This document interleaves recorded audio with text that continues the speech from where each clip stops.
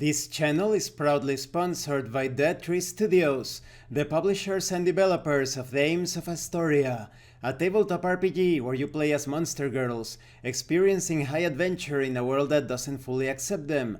They have recently released the Whispers of Copperridge adventure module. You will find all of the links in the description and in the pinned comment. Hi, welcome to this part of my review featuring Cthulhu Unleashed. If you haven't seen part 1 of my review, featuring this tabletop RPG of modern confrontations against the mythos, please check out the playlist in the description below. This time we are going to talk about what is Cthulhu Unleashed. This section is somewhat flawed. It starts out pretty beginner friendly, but there are some errors here. For example, it says, Cthulhu Unleashed is a role-playing game. That's fine, but then between parentheses, it reads TTRPG. So for a complete beginner, that person may get a bit confused. Why is it a role-playing game? And what does the TT stand for? This is a nitpick, but you will see in a few moments that this becomes a bit more confusing for the potential beginner. It says here, set in the 21st century, where players take on the roles, this is key, of contemporary characters such as journalists, streamers, podcasters, and influencers. Unbeknownst to them, their investigations into seemingly innocuous mysteries will lead them to uncover the existence of ancient cosmic horrors. The setting mirrors our world, but is built upon a foundation where the arcane and otherworldly are shielded from the public by a veil of digital noise and social skepticism. All of this is fine, this is a good explanation, but now listen to this. What is a TTRPG? And then it finally says, a tabletop role-playing game is a form of interactive and collaborative storytelling game where players create... Okay. You are not telling a story about your characters. You are experiencing the game world as your characters. You are not saying, oh, Joe walks into the cavern and sees the nightgown, and Joe pulls out his knife and stabs at the nightgown. The knife goes into the nightgown's body and the blood starts to pour out, the nightgown dies and Joe wins. No.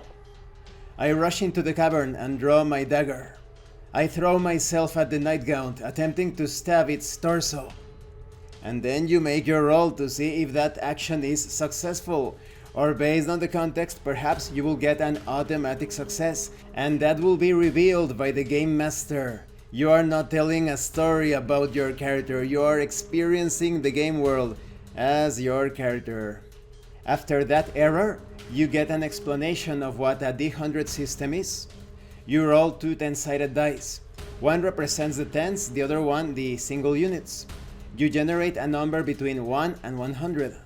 And if you roll a number or below a certain number, you are successful in your task. That's it. You also have an example of the sort of characters that will venture into this modern setting of weird horror. After that, you have an explanation on basic concepts, such as the role of the game master. The role of the game master, which is erroneously called a storyteller here. This is the fault of the old World of Darkness system, when they started to call the game master storyteller, just to distinguish themselves from Dungeons and Dragons, to get further away from that. And that's when the confusion originated. People can no longer tell what is telling a story and what is role-playing, playing a role in a tabletop role-playing game. Then you have information on difficulties. A standard success is just that.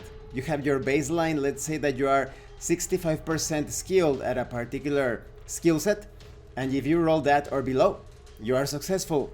But if a complex success is required, you need to roll under half of the skill level. And if an intricate success is required, the player needs to roll under 1/5 of the character's level. There is also the concept of edge or burden.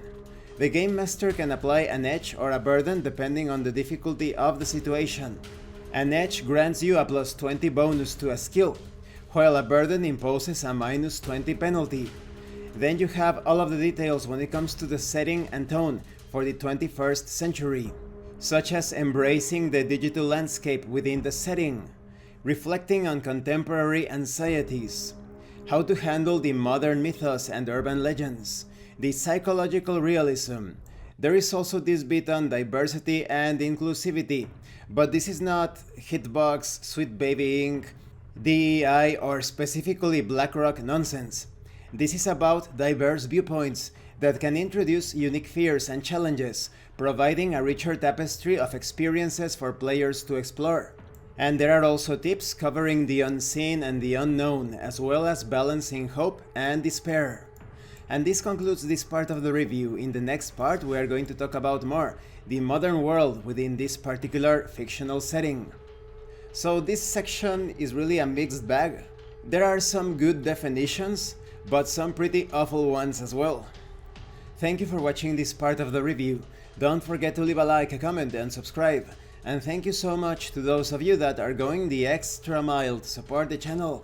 If anyone else wishes to further support the channel through PayPal or DriveThruRPG, the information will be in the description and in the pinned comment. This has been Abraham El Jaguar, a professional game master. At the moment I am unavailable for professional sessions as I am handling business out of town. But I will put my contact information in the description and in the pinned comment for when I am available again. And remember, in tabletop RPGs, you are not telling stories about your characters, you are experiencing the game world as your characters. Once again, thank you and see you later.